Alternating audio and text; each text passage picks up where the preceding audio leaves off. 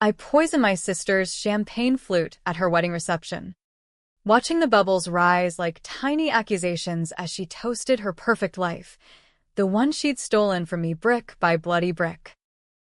On Christmas morning 5 years earlier, while she unwrapped keys to a brand new Mercedes from our parents' favoritism-fueled guilt, I fingered the cheap pine-scented air freshener they'd tossed my way like table scraps, my knuckles whitening around the lie I'd been living since I was 16. And now, as the first convulsions hit her mid-laugh, I whispered the truth into the chaos. This is for the body in the trunk. Sarah, the one you made me bury. My name is Monroe Hale, and I've spent the last decade convincing the world I was the golden child of the Hale family from Oak Park, Illinois, a leafy suburb of Chicago where the winters bite harder than the secrets we keep. But secrets have a way of rotting from the inside out. And mine started festering the summer I turned 16, when Sarah, my big sister by 3 years, decided that perfection was a solo act, and I was just the understudy who'd take the fall. It was July 2009, the kind of sticky heat that turns Lake Michigan into a steam bath and makes you believe in original sin. Our family had the postcard set up, Dad, a mid-level exec at a logistics firm, Mom running a boutique real estate gig that specialized in aspirational homes for upwardly mobile families. They weren't rich, but they played the part: country club memberships, annual trips to Door County, and a Victorian house on Euclid Avenue that screamed, "We've arrived." But don't ask how. Sarah was their crown jewel, valedictorian, debate team captain, the girl who volunteered at the food pantry while acing AP everything. I was Monroe, the artsy one, the dreamer with charcoal-smudged fingers and a sketchbook full of half-formed futures. Reliable, but not remarkable. That changed the night of the bonfire party at Lake Forest Academy's graduation bash.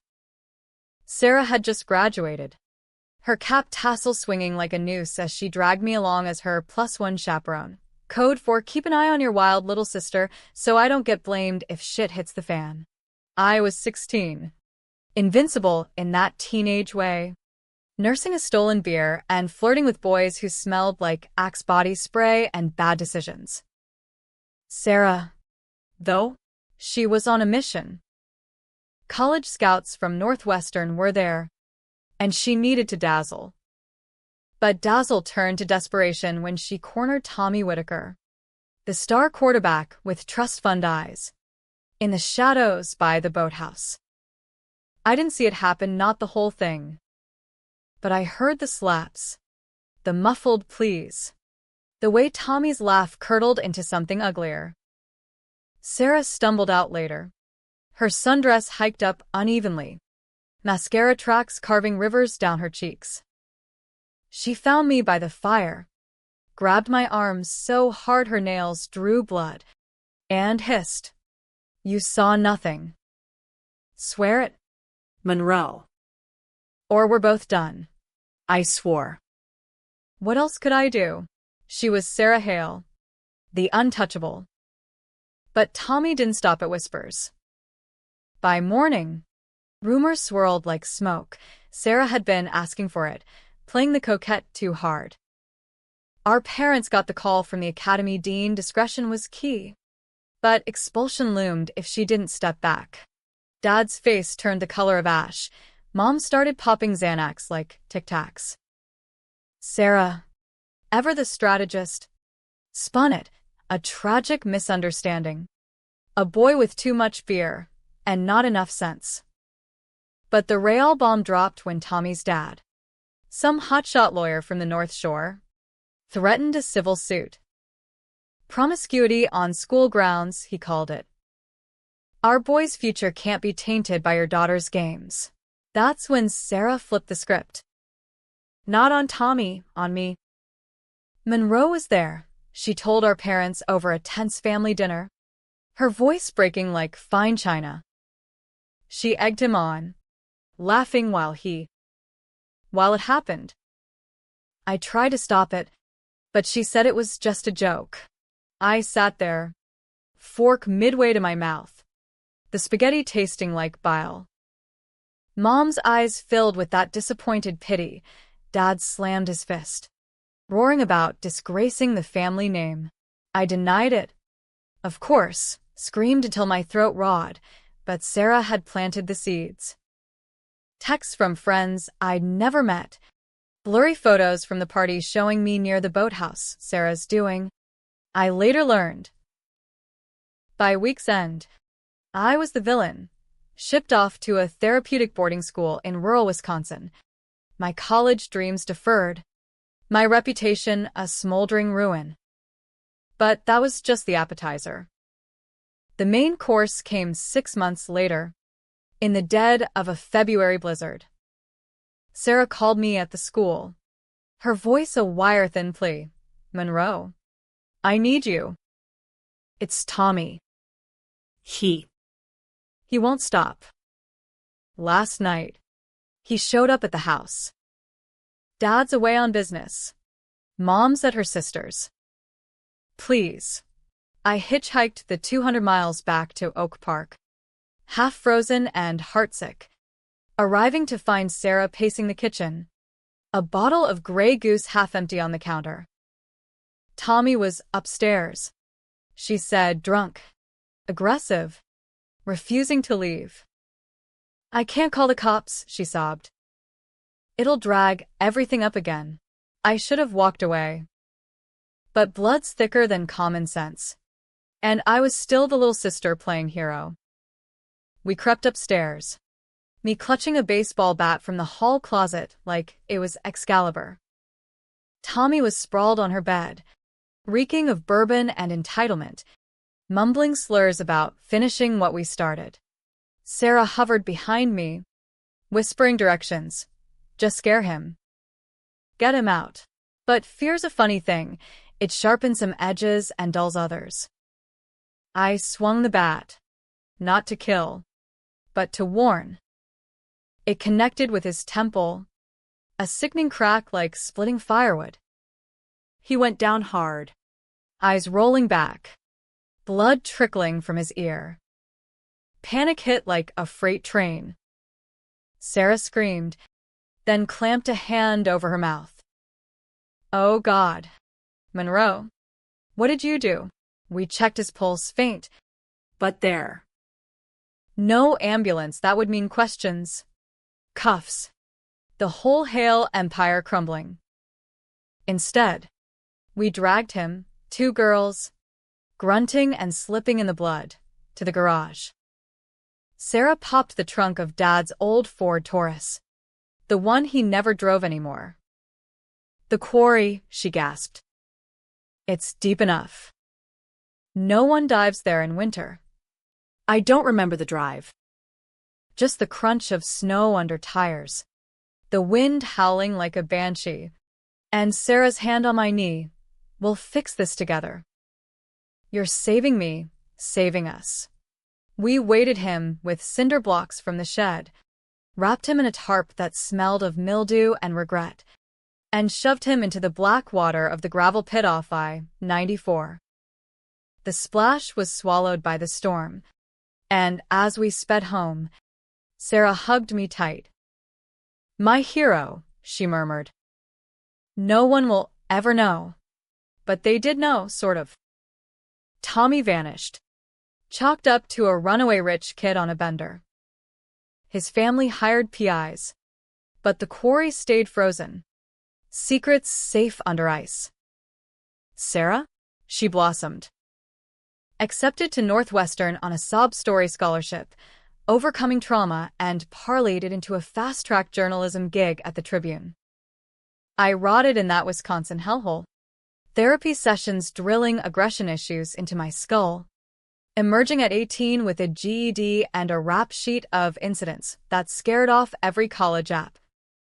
Back in Oak Park, I was the black sheep. Part-time barista, crashing on couches, while Sarah ascended internships, accolades, the works. The favoritism festered. Christmases became rituals of humiliation. That one in 2014, the Mercedes year, Sarah had just landed her first byline.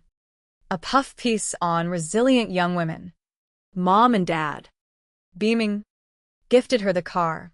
For the new you, sweetie. Me? The air freshener, dangling from a drugstore bag with a note. Fresh start. Kiddo. I laughed it off in front of them. But inside, it was napalm. Sarah caught my eye across the tree, her smile sharp as a switchblade. Jealousy doesn't suit you, Monroe. By 2020, the cracks showed. Sarah was engaged to Ethan Caldwell, a slick venture capitalist from the Gold Coast with a penthouse view and a family fortune in shipping. Their wedding was the social event of the season, black tie at the Drake Hotel. 300 guests. A string quartet playing Vivaldi like it was pop. I got the invite out of pity, the +1 slot for family unity. But as I stood in the back, watching her glide down the aisle in ivory silk, Tommy's ghost whispered in my ear. I'd seen the emails, hacked her laptop during a girls' weekend she'd orchestrated to parade her bliss. Buried in her drafts, confessions to a therapist about that night, coded references to the quarry girl who helped. And worse, leverage. She'd been feeding tips to Ethan's rivals. Anonymous leaks that tanked deals, all while playing the loyal fiancé. Sarah wasn't just a survivor. She was a spider. Webs everywhere. Flipping alliances like pancakes. The champagne incident? My Rubicon. I'd spiked it with just enough belladonna, harvested from a backyard patch I'd researched in sleepless nights, to mimic a panic attack. Non-lethal. Deniable. As she clutched her throat, guests swarming like bees, I slipped into the shadows, heart pounding with a cocktail of rage and relief. Ethan caught my arm in the foyer, eyes wild. What the hell did you do? I yanked free, hissing, ask your bride about the trunk. Or better yet, the man she drowned. But revenge isn't a straight line, it's a funhouse mirror, distorting everything. Ethan didn't call the cops. Instead, he cornered me 2 days later at a dive bar in Wicker Park, nursing a Jameson like it was holy water. Sarah's in the hospital, dehydrated, hysterical. Says you threatened her. His face was gaunt. The golden boy cracked. I laughed, bitter as black coffee. Threats? Trite truths. She framed me for her mess with Tommy. Made me bury him. And you're next on her list. Those leaks? Her fingerprints are all over them. He didn't believe me at first. Pulled out his phone. Showed me texts, Sarah's professions of love. Alibis woven tighter than a fisherman's net. But doubt's a virus. Over the next weeks, as I fed him crumbs screenshots, timestamps, a grainy photo from the party I'd kept like a talisman, he started flipping. Late-night drives to the quarry, where divers now scoured for historical artifacts after a tip I'd planted. Ethan confronted Sarah in the ICU. Voice recorder rolling. Tell me about Tommy Whitaker. Her denial cracked like thin ice. Tears. Then rage. You think Monroe's your savior? She's the monster who swung the bat. The wedding fallout split the family like a fault line. Mom sided with Sarah. My baby's been through enough, while Dad, ever the pragmatist, played neutral, whispering to me over bourbon at the club. If this blows up, we're all underwater. But Ethan? He was my wild card. The antagonist I'd never scripted. One night, he showed up at my studio apartment in Logan Square, rain-soaked and desperate. I love her, Monroe. But if you're right, we kissed then. A collision of grief and gasoline wrong. Reckless. The kind of decision that makes therapists rich. He flipped again, swearing to expose her, then backpedaling when she promised reform. Couples therapy? A prenup rewrite. The tension coiled like a spring. Sarah recovered, discharged with a psych eval and a restraining order against me. But she didn't press charges, not yet. Instead, she schemed. Anonymous posts on neighborhood apps. Beware the jealous sibling, Monroe Hale. Violent history. My barista gig evaporated. Old friends ghosted. Ethan wavered, calling me at 2 a.m. She's pregnant. Or says she is. Lie. I knew. Ultrasound pics doctored from stock images, but it bought her time. The climax brewed at the family Easter brunch. 2021. In the Hale House dining room where the walls still echoed with Christmas ghosts. Turkey and tension on the table. Sarah at the head like a deposed queen, her belly swelling under a loose sweater. Ethan fidgeted beside her, shooting me glances that screamed apology and accusation. Mom chattered about spring listings. Dad carved the ham with surgical precision. I waited until the wine flowed, then dropped the bomb. A USB drive slid across the linen, labeled quarry files. Inside, Ethan's recordings, my emails, a coroner's report from a cold case revival, Tommy's dental records matching bones dredged from the pit. Chaos erupted. Sarah lunged, nails raking my cheek. You bitch. You killed him.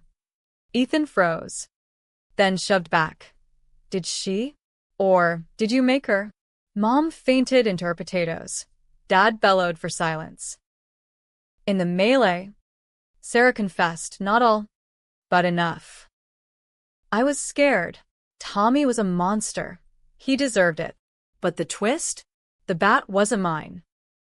She'd swung it, staged the scene, used me as the patsy from the jump.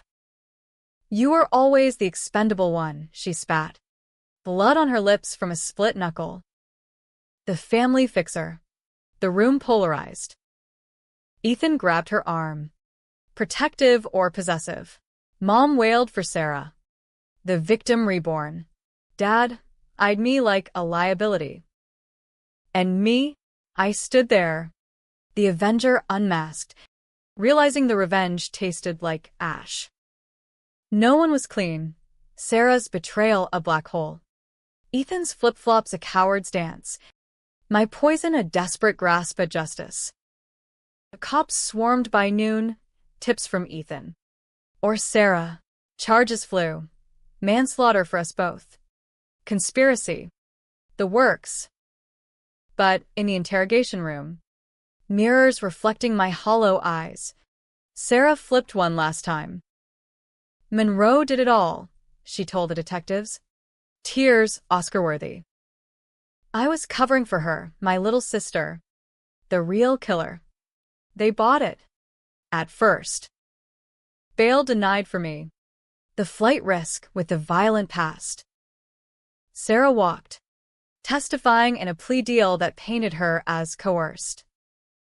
Ethan visited once. Through plexiglass. I thought I was saving you. His eyes begged forgiveness. But his ring finger was bare, divorce papers filed. The pregnancy a mirage. She lied about everything, he whispered. Even us. Trial dragged into summer. Chicago's humidity mirroring the sweat on my brow. The defense painted me as the fall girl. Sarah the Machiavellian puppeteer. Evidence mounted. Her therapy notes. Ethan's wavering testimony. He flipped again, admitting the recordings were manipulated under duress. The jury split hairs. Me guilty of accessory. Her slap on the wrist for perjury. 5 years probation. Community service digging up other families' graves, literal and figurative. But the real twist hit post-verdict. In a coffee shop off Michigan Avenue. Sarah slid into my booth, uninvited, her face a mask of contrition. "I did it for us," she said, sliding over a check 6 figures. "From Ethan's settlement." Take it. "Start over. We're sisters." Her eyes gleamed, not with remorse, but calculation. The check, laundered through offshore accounts. A breadcrumb to frame me for fraud if I cashed it. Or maybe redemption, her final flip, a hand extended over the abyss. I tore it up, watched the shreds flutter like confetti. "Twist this," I said, walking out into the lake wind. A happy ending? Tragic? You decide. Sarah's still out there, writing exposés on sibling rivalry gone wrong. Ethan's remarried. Some venture in Silicon Valley. Me? I sketch now. Portraits of ghosts, Tommy's vacant stare, Sarah's serpentine smile. The Mercedes rusted in the driveway last I checked, air freshener dangling like a noose from the mirror. Betrayal's scent never fades, it just lingers, waiting for the next fool to inhale. Months blurred into a haze of court-mandated therapy and dead-end jobs after the trial. But the quarry's chill never left my bones. Oak Park tried to forget new scandals, like the alderman's bribery bust, eclipsed the Hale sisters' melodrama, but I couldn't. Every little tree air freshener in a cab triggered it, pine and permafrost. Tommy's last breath bubbling up from the deep. Sarah, though, she thrived on the infamy. Her byline popped up in Vanity Fair, from victim to survivor, one woman's reckoning with family lies. The piece name-dropped me obliquely, the shadow sibling, and painted her as the phoenix, rising from my ashes. Readers ate it up. Her TEDx talk went viral. Book deal whispers circling like vultures. Ethan faded into irrelevance. Or so I told myself. A single text in September. Congrats on the probation. You deserved better. Then radio silence. I pictured him in boardrooms, schmoozing with venture bros over oat milk lattes. Sarah's ghost haunting his spreadsheets. But ghosts have a way of circling back. In November, as Chicago's first snow dusted the L tracks, a manila envelope arrived at my P.O. box in Ukrainian village, no return address. Just my name in block letters. Inside, printouts of emails between Sarah and a private investigator named Ruiz. Subject lines like Monroe's weak spots and leverage on EC. Ethan Caldwell. Her unwitting mark.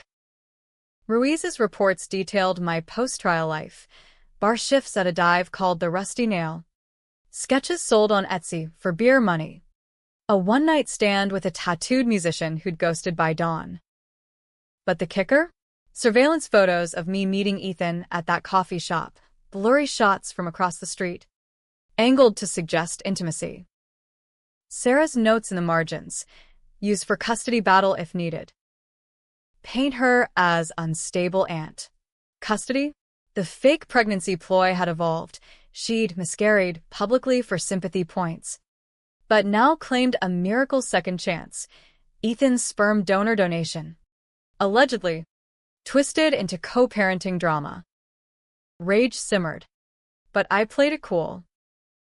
Hired a hacker buddy from the boarding school days. Cost me my last savings, but worth it to trace Ruiz. He was ex-Chicago PD, moonlighting for high society dirt diggers. Office in a nondescript walk-up near the Loop. I staked it out one gray afternoon, bundled in a peacoat that smelled of thrift store mothballs, nursing a thermos of gas station coffee. Ruiz emerged at dusk, burly in a trench coat, heading to a steakhouse on Randolph. I tailed him, heart thumping like a bass line in a dive bar, slipping into the booth behind his like a shadow. He was on the phone, voice a gravel rumble. Yeah, Sarah, Got the pics. She's spiraling. Perfect for the narrative. I froze. Fork hovering over my untouched Cobb salad. Sarah's voice tinny through the speaker. Good. Ethan's fighting the visitation order. Make it stick, Monroe's the threat. Click. I paid and bolted. The city lights smearing into neon tears. That night, I drafted the poison pen, an anonymous email to Ethan's firm, attaching the Ruiz files. Your ex is weaponizing your kid against her sister. Check the timestamps. Karma's a boomerang. Though. By morning, my phone buzzed with a withheld number, Ethan. What the fuck? Monroe? You trying to tank my life? His voice cracked. Not anger, but exhaustion. We met at a neutral spot. A park bench by the Lincoln Park Lagoon. Geese honking judgment overhead. He looked wrecked, stubble shadowing his jaw. Eyes ringed like a raccoon's. Sarah's suing for full custody, says I'm unstable. Cites my infidelity with you as evidence. Infidelity. Our kiss was a lifetime ago. A spark in a powder keg. She's flipping the script again, I said, handing him a fresh printout. Ruiz is her dog. But the kid, is it even real? He deflated, rubbing temples. Ultrasound was fake. Yeah. But now. She's got a donor baby on the way. IVF. Her money. Claims I'm the father morally. Wants child support. Visitation rights revoked. The web tightened. Sarah. Ever the schemer.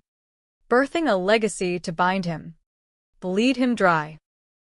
Ethan flipped then. Not to me, but against her fully. Help me fight, he begged. You're the only one who sees her clear. Wrong. Reckless. Echoes of the garage night, but I nodded. Allies in the shadows. We schemed like fugitives, me digging dirt from public records. Him lawyering up with a shark from Wilmette. Sarah's empire showed cracks, former colleagues whispering about ethical lapses in her reporting.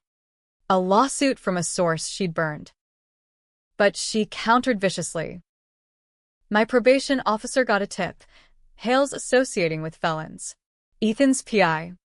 Ironically, a midnight knock. Cops. Searching for contraband sketches that turned out to be nothing. Sarah's touch. Poisoning the well. The holidays loomed like a guillotine. Christmas 2021. Our parents' house decked in forced festivity, tinsel masking the rot. Mom baked gingerbread. Dad spiked the eggnog. Sarah arrived fashionably late. Belly rounding under cashmere. Ethan in tow like a leashed spaniel. No Mercedes this year. She'd traded up for a Tesla. Courtesy of her advance. Gifts exchanged with brittle cheer. Sarah unwrapped a custom nursery mobile from Mom.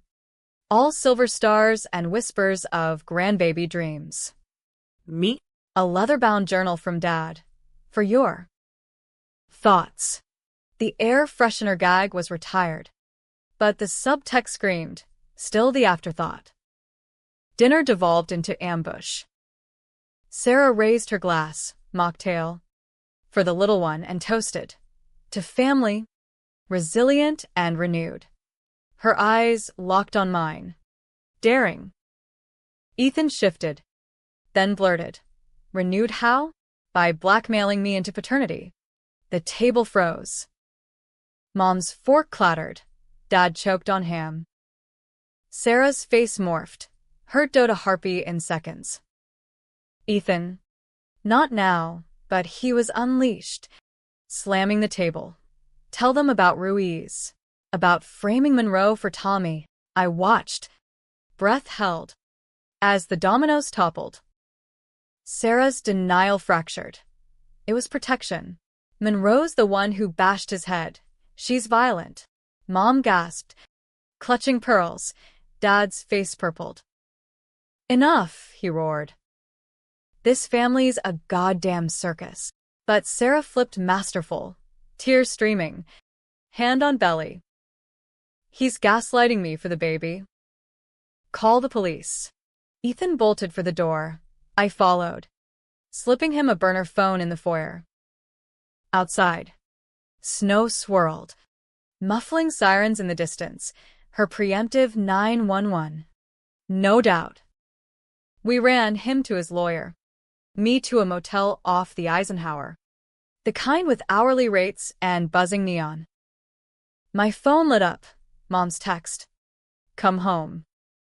We need to talk. Trap. Or Olive Branch.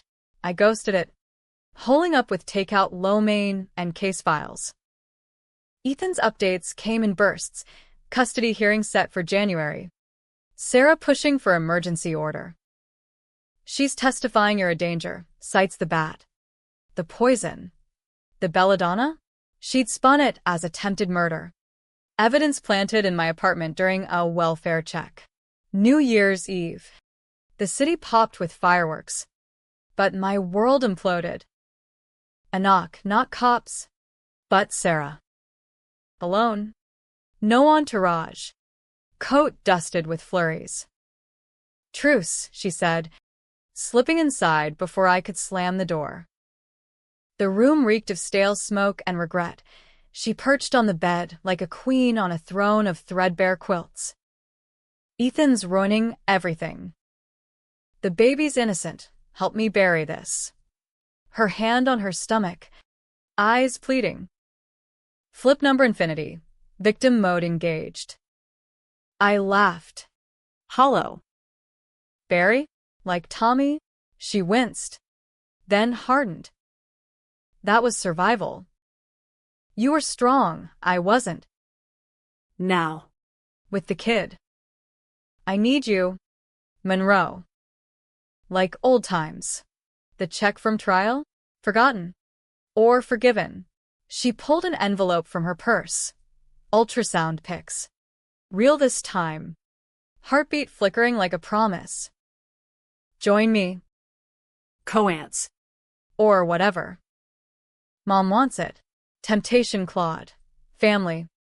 Absolution. A slice of normal. But her eyes betrayed the glint of the schemer. Webs were forming. What's the catch?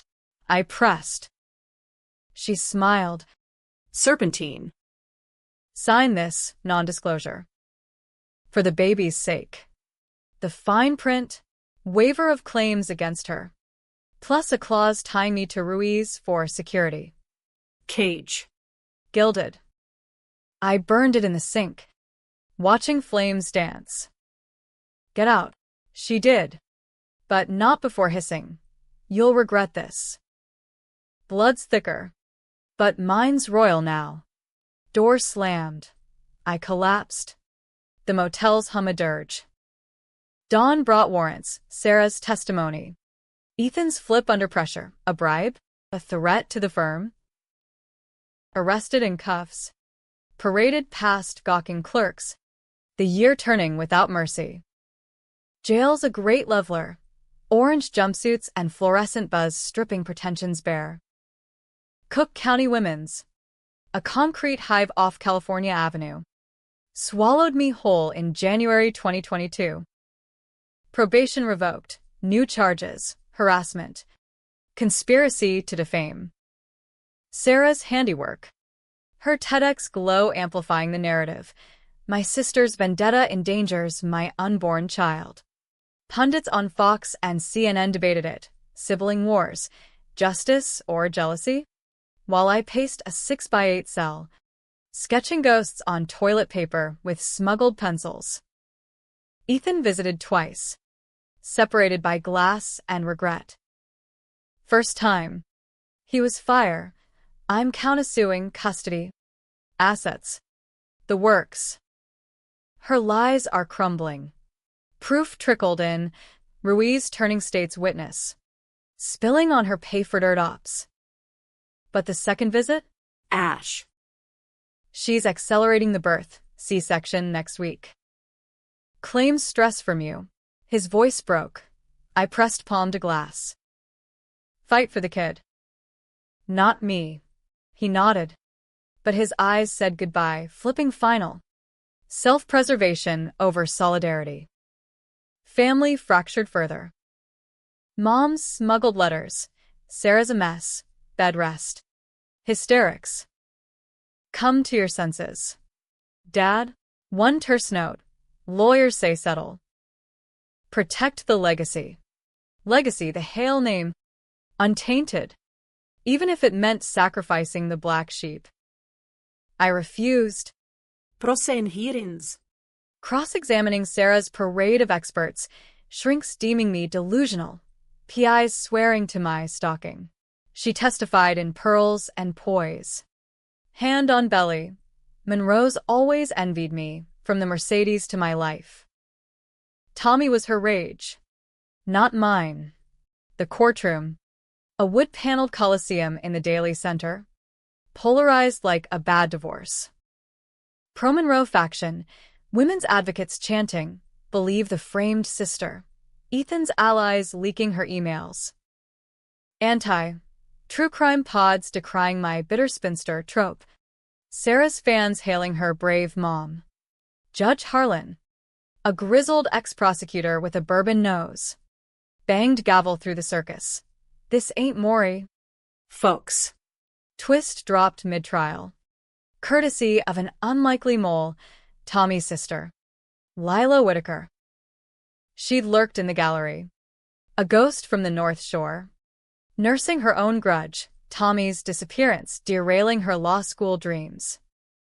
Lila's testimony shattered the facade. I found Sarah's diary. Hidden in their old house. Entries from '09. Monroe took the hit, so I could shine. And photos, her with the bat. Blood on her hands. Sarah's face strained. Her lawyer objected frenzy. But the jury glimpsed it. The schemer unmasked.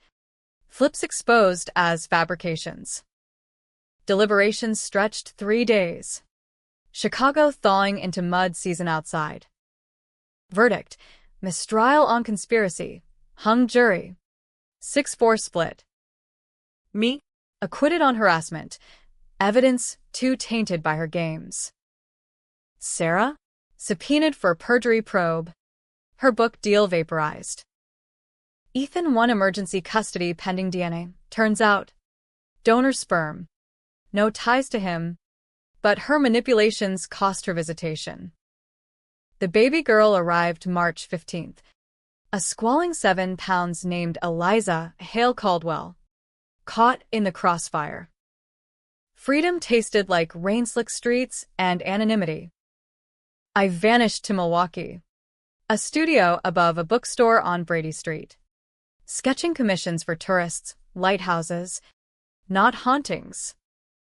Oak Park faded to postcards from Mom. Sarah's in therapy. Real this time. Visit. I burned them. But the pole lingered. Summer solstice. A pan-continental heat wave baking the Midwest. Ethan called. Eliza's with me. Sarah's. Flipped again. Says she'll expose the quarry fully. Take us all down. His voice trembled. I heard a baby's coo in the background. Need you. One last play. Against every instinct. I drove south. The Taurus long junked. Renting a beater Civic that smelled of someone else's cigarettes. We met at the quarry full circle. The water now a summer blue. Ringed by chain link and no trespassing signs. Ethan waited by the gate. Eliza in a carrier. Tiny fists waving like white flags. DNA's clean. I'm petitioning adoption. But Sarah's threatening suicide pact with a kid if I don't back off. Her ultimate flip. Martyr mom. Dragging innocence into the void. We confronted her at a neutral site, a park pavilion off Lakeshore Drive. Tourists picnicking oblivious. Sarah arrived disheveled. No pearls, yoga pants. Ponytail frayed. Eliza's twin in her eyes, defiance and despair. You win, she said. No preamble. Sinking onto a bench. The diary was real. I swung first, Tommy cornered me. I panicked. You buried it to save face. Not me. Lie layered on truth. Her specialty.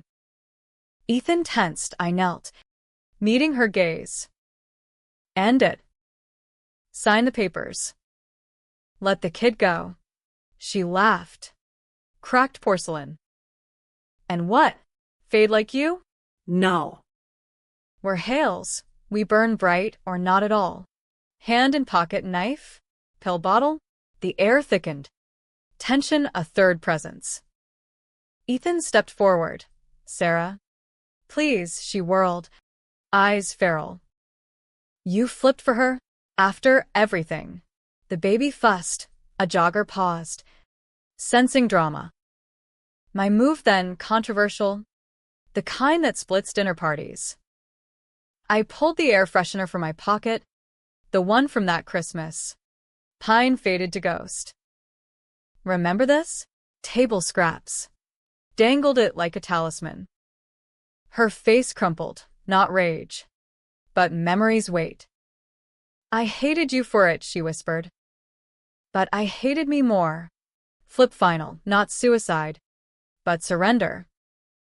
She signed the relinquishment papers. Ethan thrust forward. Tears salting the ink. Take her. Raise her right, not like us. We drove away separate, me to Milwaukee. Them to a new life in Evanston. No hacks. No catharsis, just exhaust fumes and what-ifs. Sarah vanished after rumors of a retreat in Sedona. Or a ghostwriting gig under pseudonym. Mom and Dad, divorced by fall. Splitting assets like spoils. You were right, Mom texted once. But wrong to fight. Ethan's wedding invite arrived spring 23 to a pediatrician named Claire. Eliza Flower Girl. I declined. Sent a sketch. The three of them under a blooming cherry. Shadows long but fading.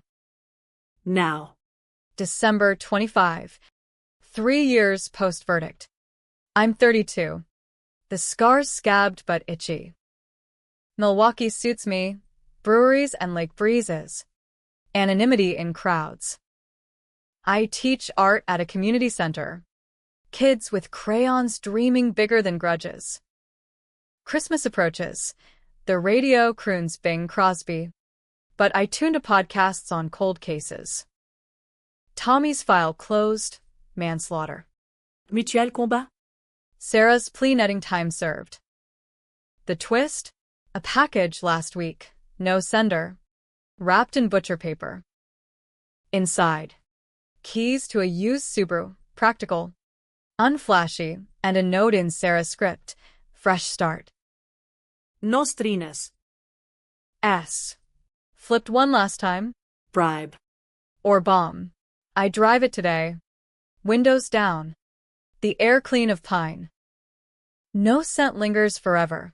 Not betrayals. Anyway. But in the rear view, Oak Park shrinks. A speck of what was. Right or wrong? You argue it over eggnog. Me? I accelerate. The road unspooling like forgiveness. Or just escape.